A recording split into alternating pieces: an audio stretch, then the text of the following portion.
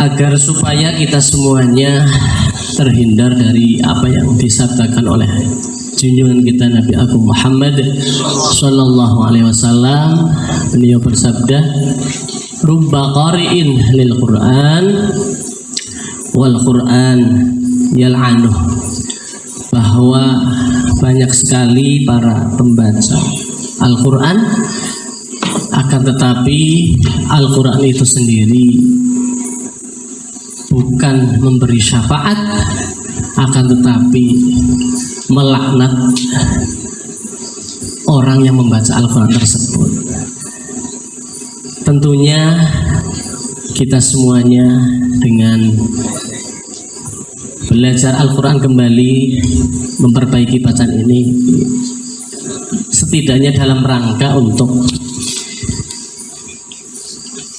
menghindari atau mungkin jangan sampai kita termasuk golongan orang-orang yang disabdakan oleh Nabi tersebut. Sahabat-sahabat sekalian yang saya hormati, bahwa dalam membaca Al-Quran itu ada 3 tingkatan. Jadi ada 3 tingkatan dalam membaca Al-Quran. Yang pertama adalah At-Tahqiq.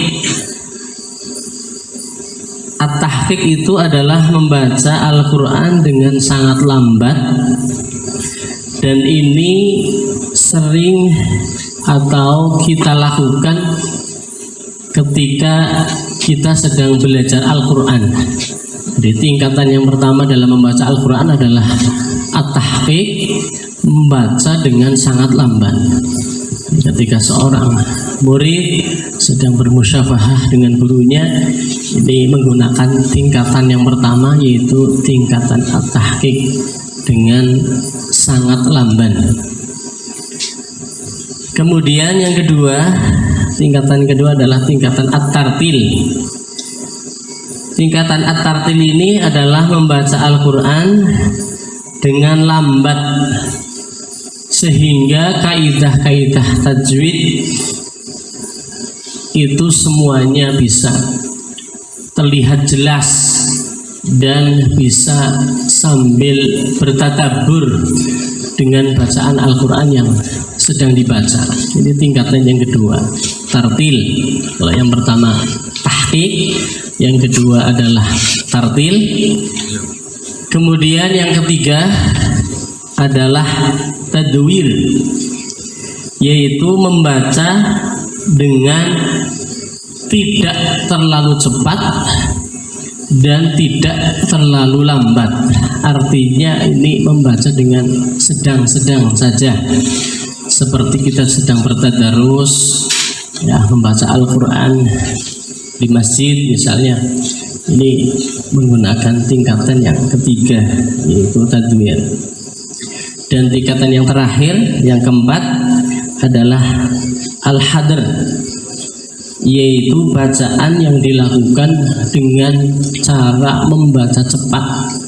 Namun demikian, semua hak-hak huruf maupun hukum-hukum tajwid itu tidak ditinggalkan.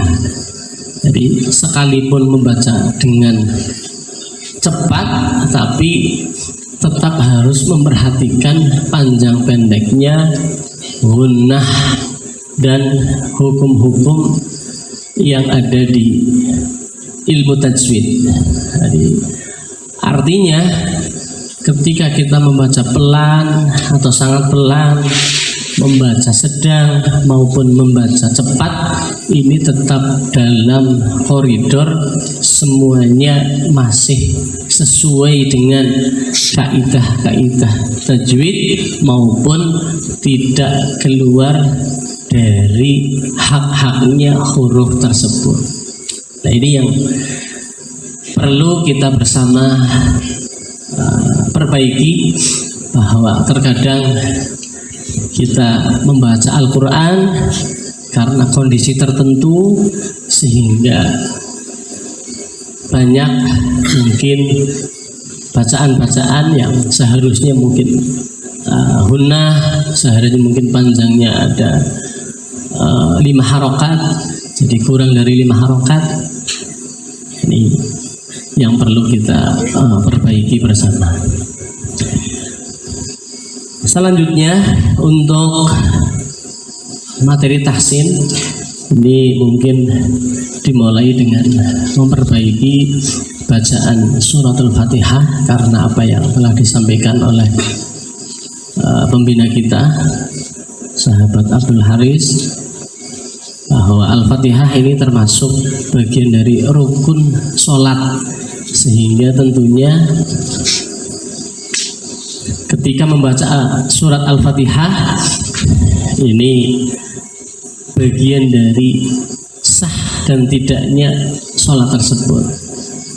Karena pentingnya membaca surat Al-Fatihah ini, maka untuk mengawali di malam hari ini kita bersama-sama untuk belajar surat Al-Fatihah. Nanti selebihnya nanti bisa mungkin bacaan sholat yang lain, atau mungkin surat pendek dan lain sebagainya. Baik, karena waktu yang sudah malam, mari kita bersama-sama simak apa yang sudah dibagikan oleh Ketua Rijalul Ansor, Maqra surat Al-Fatihah. Nanti mungkin teknisnya saya membaca terlebih dahulu, kemudian sahabat-sahabat sekalian menirukan. A'udzu billahi minasy syaithanir rajim. Tiga. A'udzu billahi minasy syaithanir rajim. Bismillahirrahmanirrahim. Bismillahirrahmanirrahim.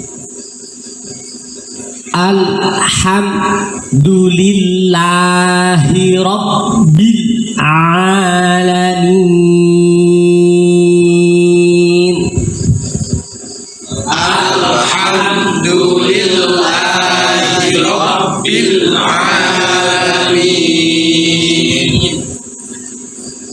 Ar-Rahmanir-Rahim. Ar-Rahmanir-Rahim. Maliki yaumiddin. Maliki yaumiddin. Iyyaka na'budu wa iyyaka nasta'in. Iyyaka na'budu wa iyyaka nasta'in. Ihdinas siratal mustaqim. Ihdinas siratal mustaqim. Siratal ladzina an'amta 'alaihim. Siratal ladzina an'amta 'alaihim. Ghairil maghdubi 'alaihim waladdallin.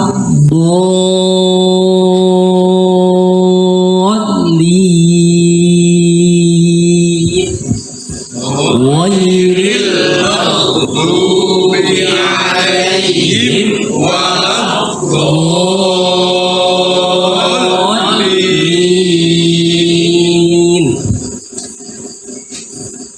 Selanjutnya mari kita urai satu persatu. Yang pertama, bahwa membaca Al-Quran itu mau tidak mau bibir kita, mulut kita itu harus bergerak. Jadi ketika membaca Al-Quran itu bibir atau mulut kita mestinya harus bergerak, karena dari situlah makhraj atau tempat keluarnya huruf itu akan bisa tersampaikan dengan baik. Jadi kalau kemudian kita bereskoh dengan tidak menggerakkan bibir, ya, alias grenyem, ini rentan hak-hak huruf itu tidak tersampaikan. Jadi harus bergerak mulutnya. Jadi kalau kemudian membaca Al-Quran di dalam hati, berarti itu bukan membaca Al-Quran, ya. Karena membaca Al-Quran tentunya mulut atau bibir kita itu harus bergerak. Ketika kita mengucapkan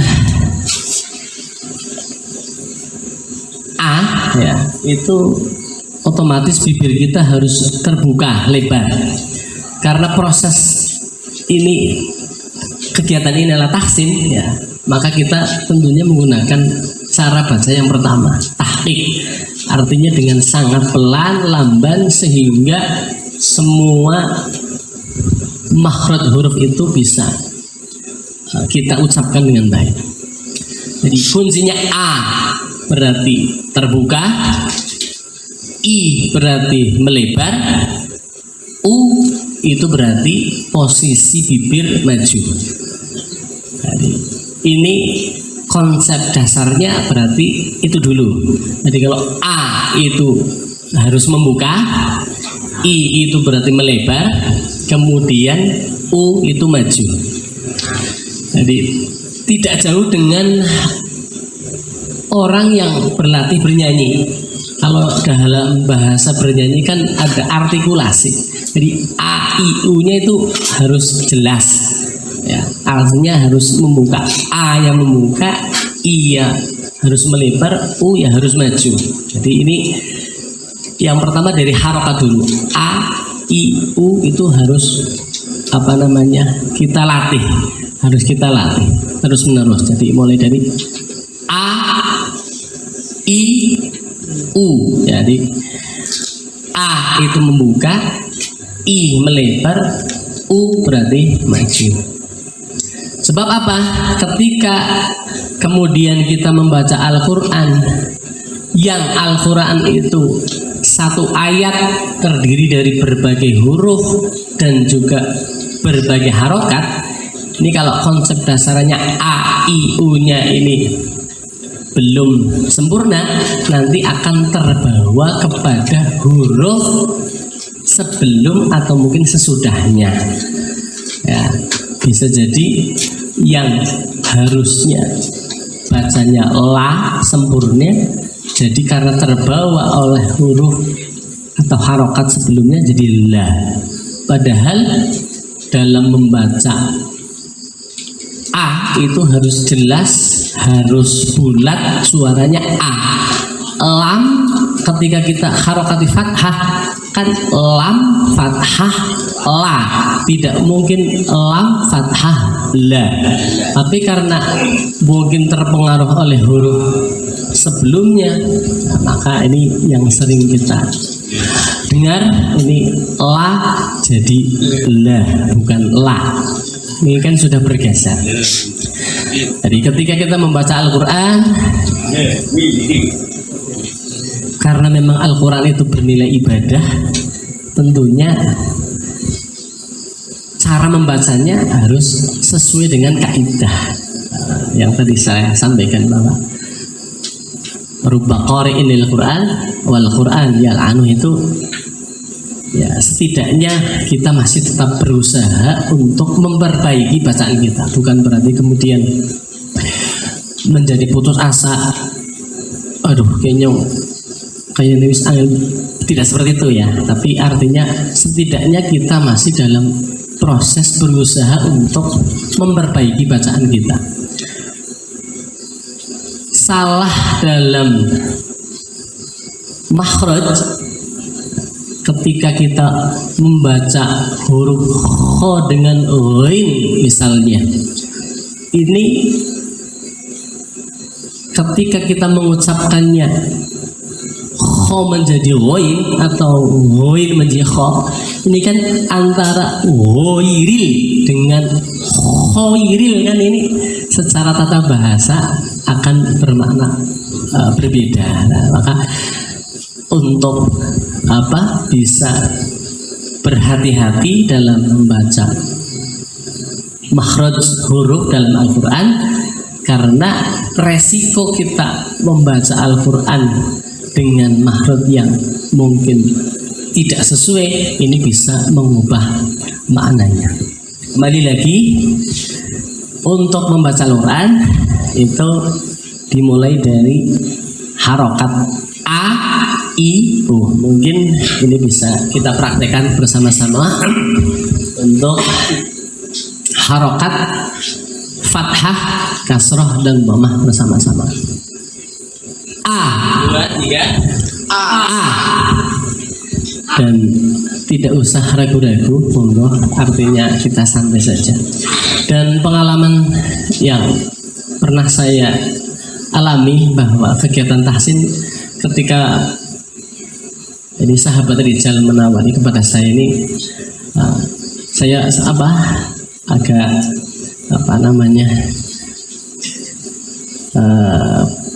bahasanya bagaimana ya? Apakah ini nanti akan menarik untuk diikuti oleh sahabat atau enggak begitu? Karena memang tahsin itu kan harus berproses ya, artinya kayak gue ngaji maning kayak cilik kayak baca cilik ya. Jadi mudah-mudahan tapi ini tidak mengurangi minat dan semangat sahabat sekalian. Nah, dulu Fatayat Ranti Pageraji itu sudah pernah mengadakan ya hampir kurang lebih 10 pertemuan lah. Ini mulai pertama ada sekitar mungkin 20-25an peserta. Ini lama-lama berodoli tinggal 5 atau berapa. Terakhir itu ada yang usul praktek satu-satu akhirnya bubar.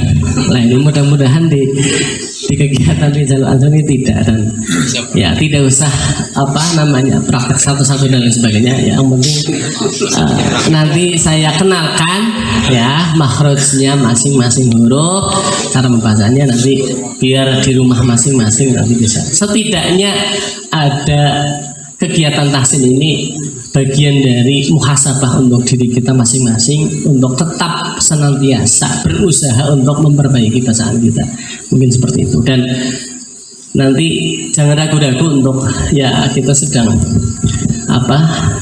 mengulang kembali, mengingat kembali makhraj huruf hijaiyah. Saya ulangi lagi, harokat fathah berarti harus melebar, dibuka. A, 2, 3, A. I, maaf, kalau A membuka, I melebar. I, A, I, U maju, U, A, I, U. Nah, ini konsep awal itu, artinya mulut harus bergerak, mulut itu harus antara maju, mundur, dan membuka itu.